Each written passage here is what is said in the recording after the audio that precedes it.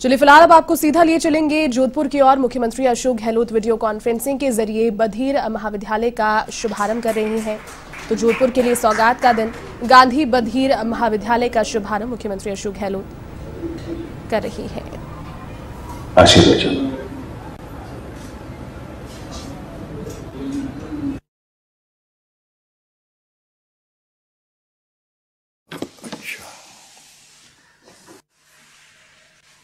सामाजिक न्याय व अधिकारिता विभाग के मंत्री टीकाराम जूली साहब,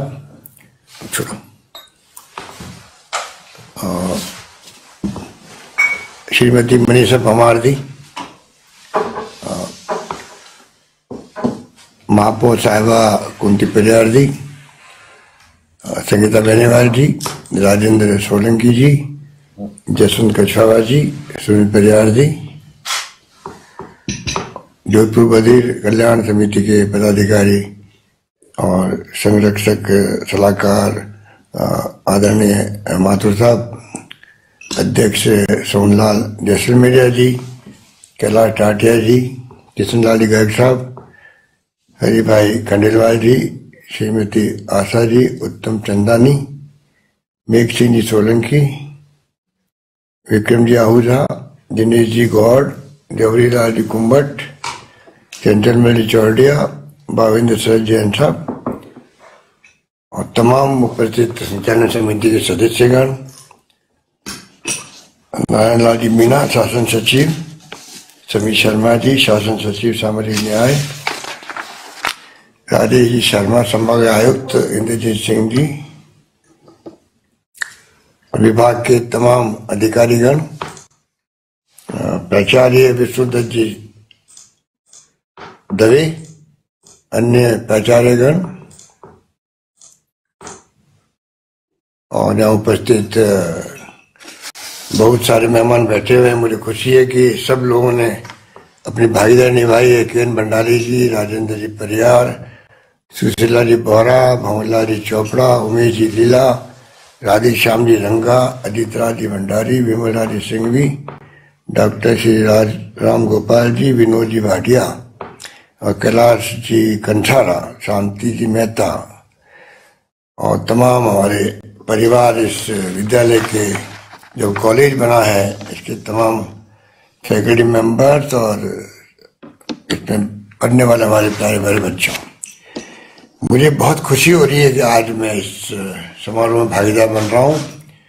क्योंकि जैसा मेरे पूर्व वक्ता ने कहा कि मेरे मेंबर पार्लियामेंट बनते ही 40 साल पहले, अब तो 42 साल हो गए,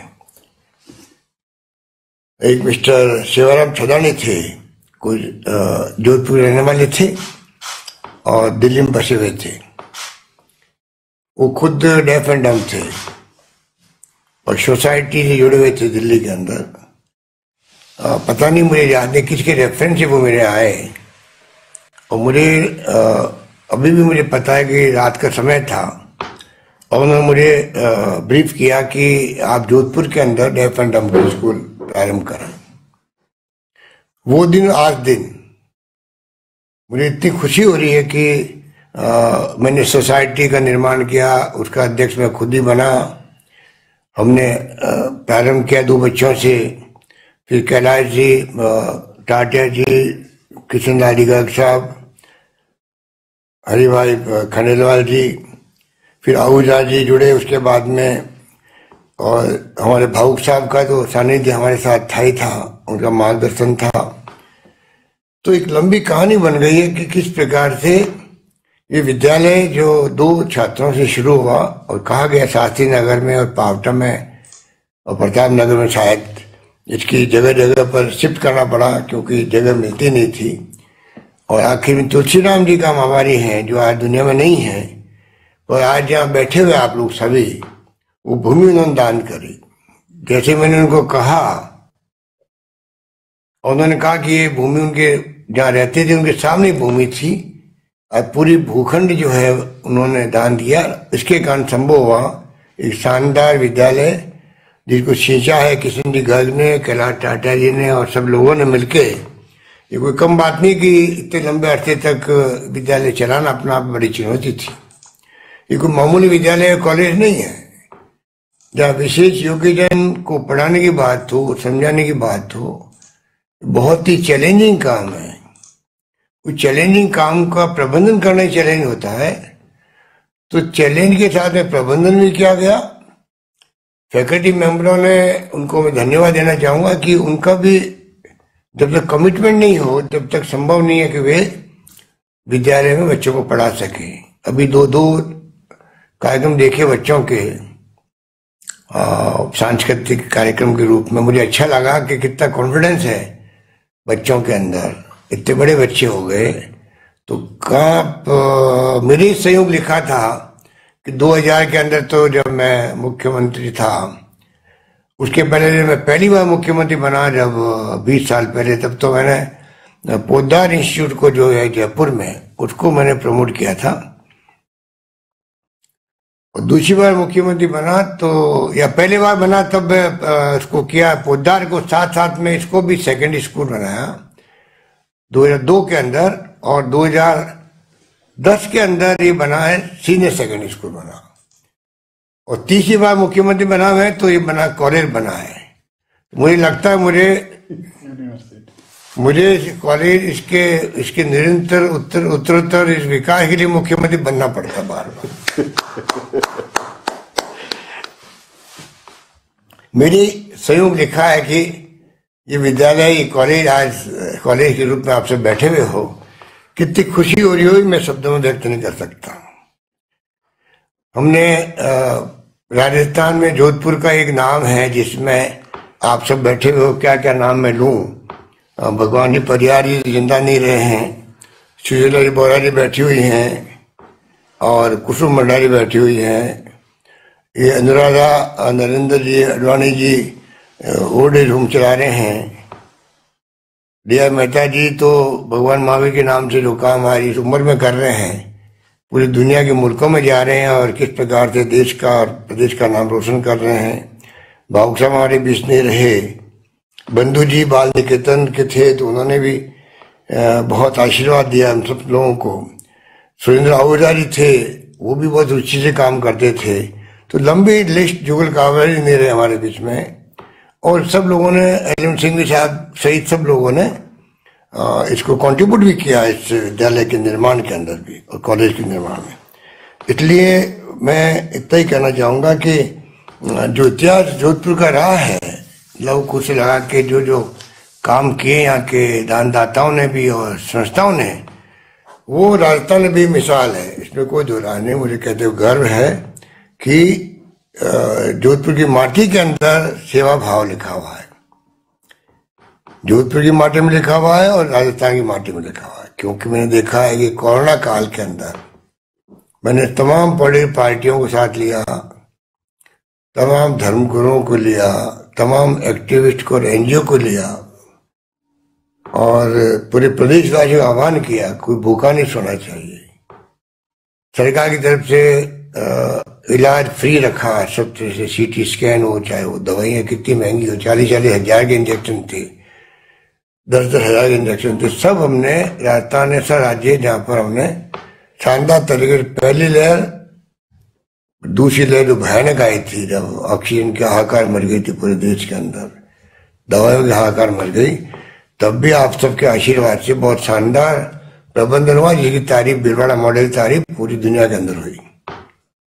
दुनिया के अंदर भीलवाड़ा मॉडल राजस्थान का नाम पहुंचा, किस प्रकार से एक नया मॉडल के रूप में काम हुआ था। तो जितनी बात कहें उतनी कम है। अब थर्ड लहर चल रही है। मैं आप सबसे अपील करना चाहूंगा, मुझे अच्छा लग रहा है कि आप सब लोग मास्क लगा के बैठे हुए हो। ये मास्क ही बचाएगा और वैक्सीन बचाएगी। वैक्सीन बहुत, मैं समझता हूँ कि वैक्सीन से ही जो आज ये देश के अंदर बचा हुआ है कि ओमिक्रॉन इतना भयंकर, लाखों लोग ग्रसित हो रहे हैं, करीब 1.5-2 लाख पर डे आने लग गए देश के अंदर। उसके बावजूद भी अस्पताल खाली पड़े हैं, वहां पे बहुत कम मरीज गए हैं। एकमात्र कारण कोई है तो वो है वैक्सीनेशन होना। दुनिया के जिन जिन मुल्कों में वैक्सीन हुआ है वहां पर लोग बच गए हैं, जहाँ वैक्सीन नहीं हुआ वहां पर लोग तकलीफ में आ रहे हैं। हमारे देश के अंदर भी जो लोग मरे हैं, या कुछ लोग, संख्या बहुत कम है, पर मैंने कल ही पता किया जिसने वैक्सीन नहीं करवाई है उसमें अधिक लोगों को ज़्यादा तकलीफ हो रही है। इस काम को भी जिस रूप में आप लोगों ने सहयोग किया है, पहली लहर दूसरी लहर के वक्त में भी जोधपुर के लोगों ने खूब मदद करी। एक के बड़े एक किस प्रकार खाना खिलाना आपस के अंदर, कोई भूखा नहीं सोया। एमएलए ने भी और तमाम साथियों ने पूरा सहयोग किया उसके अंदर, और मैं समझता हूँ कि शानदार तरीके से अपने मुकाबला किया। और जहाँ तक कॉलेज बन गई है, ये कृष्ण लाल जी गए और सुनील बोरा जी आए थे, जयपुर आए थे, और तब से मुलाकात मेरी हुई पिछले बजट के वक्त में। और जब जब ये आते हैं तो कुछ लेके ही जाते हैं। हमारे फाइनेंस सेक्रेटरी को इन्होंने पकड़ रखा है, और मुख्यमंत्री इनका घर का है, तो बाकी क्या रह गया? जो मांगते वो मिलता है। पिछली बार भी ये आए तो एक कॉलेज बन गई, और सुशील बोरा जी जो सुझाव देती है उनको हमें ध्यान से सुन के उनको पूरा करना ही पड़ता है। जो बच जाते हैं उनको आने वाले वक्त में करने की कोशिश करेंगे। तो ये आपके सब जो आप लोग बैठे हुए हो इस प्रोग्राम में आता वही है जिसका ऐसे कामों में कमिटमेंट भी होता है। ये काम बड़ा मुश्किल काम होता है। सेवा का भाव जो है जिंदगी में संवेदनशीलता के बगैर संभव नहीं है। वो संवेदनशीलता आप में कूट कूट के भरी हुई है, इसीलिए आप यहाँ के सर्दी के वक्त में बैठे हुए हो। सरकार ने भी कोई कमी नहीं रखी। हमने निदेशालय बना दिया। इसका जैसे मैंने कभी नया प्रयोग किया है, शांति व हिंसा जो देश में माहौल है, उस माहौल को देखते हुए राजस्थान एकमात्र राज्य है देश के अंदर जहाँ पर शांति व हिंसा का एक अलग से डायरेक्टर बन गया है, और आने वाले वक्त में कभी विभाग बन जाएगा। सरकार की सोच है कि सरकार की तरफ से मैसेज जाए पब्लिक को कि पीस एंड नॉन वायलेंस का क्या महत्व है, जो गांधी जी ने हमें सिखाया था, उसको लेकर के हम लोग चलना चाहते हैं। तो ये बनाया। उसी प्रकार से इनका क्या महत्व है, जो हमारे विशेष योगीजन हैं, दिव्यांग हैं, वो समाज में हक रखते हैं, अपना अधिकार रखते हैं सम्मान पाने का, कोई भेदभाव नहीं हो। ये मानवता का तकाजा है, उसको पूरा करने का दायित्व हम सबका है। और इसीलिए जो प्रस्ताव मेरे पास आते हैं वो मैं पूरी शिद्दत के साथ में उसको मैं पूरा करता हूँ, क्योंकि मैं समझता हूँ कि हम सबका मानवता का कर्तव्य है कैसे हम इनकी सेवा कर सके। मुझे याद है पिछली बार जब मैं मुख्यमंत्री था तो पहली बार कोक्लियर प्लांट जो है, जिसमें बच्चा छोटा अगर उम्र में है बहुत कम, और उसके अगर वो हियरिंग नहीं है उसके लिए, तो कोक्लियर प्लांट का नया प्रयोग हो चुका, नया आविष्कार हुआ ही था। और डॉक्टर से लेके आए थे सीएम हाउस के अंदर, साहब ये कोक्लियर प्लांट लगने से बच्चा सुनने लग सकता है। वो दिन आज दिन मुझे कहते खुशी है, आपको आंकड़े बताते हुए खुशी है कि करीब 1050 लोगों को मैंने दिए हैं cochlear plant CM relief fund से। 1050 बच्चे, 51 करोड़ 50 लाख रुपए मैंने सीएम रिलीफ फंड खाली कोक्लियर प्लांट के लिए दिए हैं। हम मना करते ही नहीं है, जो आ रहे हैं। और मैं समझता हूँ जोधपुर एम्स लगा करके, जयपुर हो चाहे कहीं हो, अहमदाबाद हो, जहाँ जाते हैं बच्चे सबको कोक्लियर प्लांट का सीएम रिलीफ फंड से हम लोग उनको सैंक्शन करते हैं। और कई आते हैं जो उससे भी एडवांस होते हैं, उनको भी मदद करने का प्रयास करते हैं।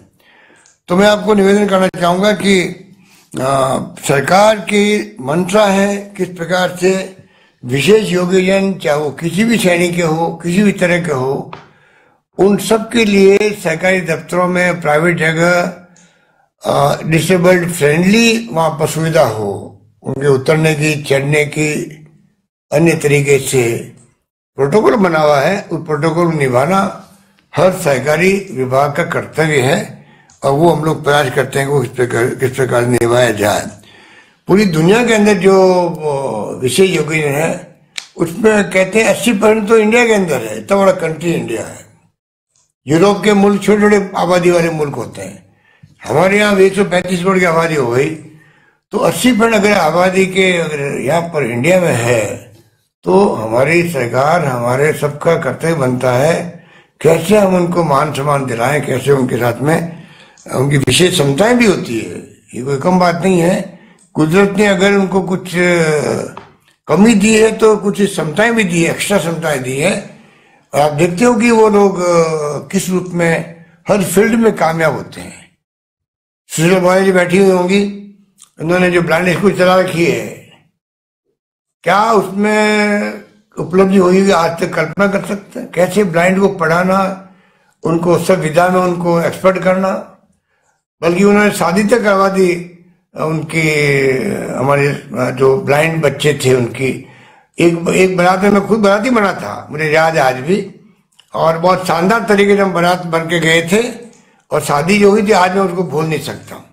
तो हमारे यहाँ तो हीरे और जवाहरात की तरह आप लोग भावना रखने वाले लोग हो, जितना कहें उतना कम है। सरकार भी आप देख रहे हो कि किस रूप में हमने कुछ योजना चला रखी है पहचान पत्र देने की, डिसेबिलिटीज को अलग पहचान पत्र दिया जा रहा है। मैंने 1000 पदों की भर्ती करी है 3rd ग्रेड रीट के अंदर विशेष योग्यजनों की। अगली बार रीट होगी तो और ज्यादा उनके लिए कोटा रखेंगे, जिससे कि विशेष योग्यजन को पढ़ाने वाले एक्सपर्ट टीचर्स बने, जिससे कि वो सही शिक्षा उनको दे सके। मैं उम्मीद करता हूं कि इसका बहुत बड़ा लाभ मिलेगा। शिक्षा में हमारा काफी अच्छा जोर है। माथुर साहब ठीक कह रहे थे, माथुर साहब तो खुद इसमें बहुत रुचि लेते हैं। मुझे खुशी है कि गर्ग साहब ने इनको सलाहकार बना दिया है, तो अब इनके अनुभव का लाभ इस संस्था को मिलेगा, और जल्दी ये कॉलेज अपने नए रूप में सामने आए। ये हम सबका सपना होना चाहिए कि जोधपुर में शानदार कॉलेज बिल्डिंग बने, शानदार तरीके से इसमें फैकल्टी लगे, और सरकारी योजना को पूरा लाभ जोधपुर वासियों को मिले। क्योंकि विवाह के वक्त में हम लोग देते हैं डिसेबल्ड साथियों को, विवाह के लिए देते हैं, पैसे के प्रोग्राम के लिए देते हैं। जो बच्चे पढ़े लिखे होते हैं डिसेबल्ड, उनके लिए अलग स्कीम कर रखी है हम लोगों ने, उनको अनुदान देने की। तो कोई कमी नहीं रखी है इस रूप में।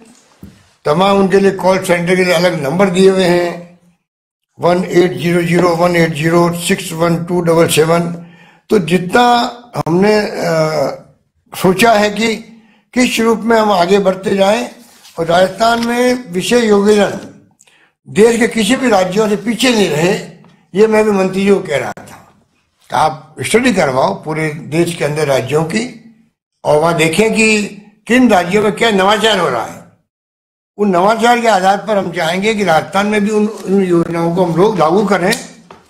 और कोरोना काल में हालांकि स्थिति फाइनेंशियली आप जानते हो कि बहुत तकलीफ आ जाती है, तब भी मैंने पिछला बजट जो पेश किया था, किसी को महसूस नहीं होने दिया कि कोरोना काल के अंदर रेवेन्यू कम होगी तो बजट का क्या होगा। शानदार बजट पेश किया, और इस बार उम्मीद है कि आप सबका आशीर्वाद से बजट आएगा, अच्छा आएगा, और मैं समझता हूं कि उसी रूप में हम लोग कर पाएंगे।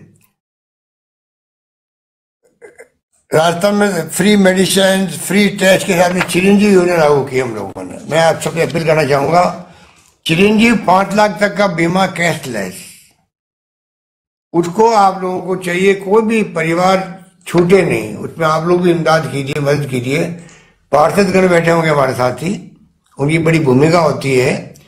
अपने वार्ड में कोई परिवार छूटे नहीं जिससे कि तकलीफ आने पर, चाहे प्राइवेट हॉस्पिटल हो और चाहे वो सरकारी अस्पताल हो, उन सबको आसानी से 5 लाख तक का फ्री इलाज भर्ती होने में मिल सके। इंडोर के लिए होता है, आउटडोर में दवाएं फ्री पहले से ही है।